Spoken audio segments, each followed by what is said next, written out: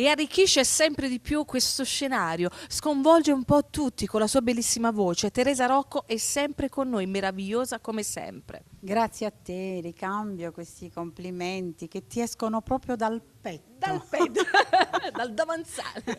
Come stai? Bene, molto bene. Quando si lavora, si canta, si sta sempre bene. E con l'arrivo della primavera? Ah, si dorme molto Tanto? poco. No, Io dormo tanto. Io dormo di meno invece. Ah, per Sì. Bacco. Quindi vai in letargo alla Perché primavera. le giornate si allungano, quindi mordo ogni morso della giornata. Quindi l'inverso. Io vado in letargo la primavera, invece lei no, si sveglia No, proprio si come un sveglia, fiore. si sveglia, È sì, vero, sì. ma te sei un fiore. È appunto da cogliere al volo, come la tua voce, irresistibile, soave, sublime, tutti gli aggettivi. E la cara Teresa, ma io ti voglio bene, sai, l'amicizia nostra È solo per storica. questo che mi fai tutti questi complimenti, No, perché mi vuoi bene e quanto te ne voglio io.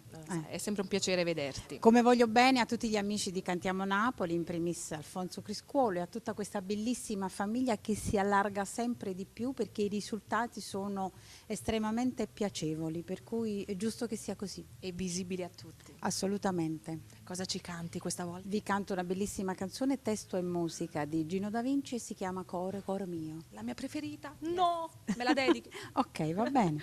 Teresa Rocco a Cantiamo Napoli. Cantiamo Napoli.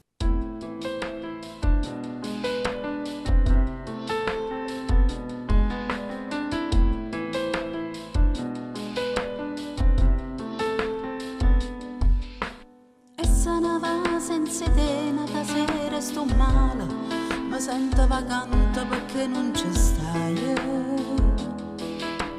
Tutti i momenti più belli su fotografia, stampati intamente che non si cancellano. Come ti scordi più, sia vita mia, sei tu. E torno ancora per strada a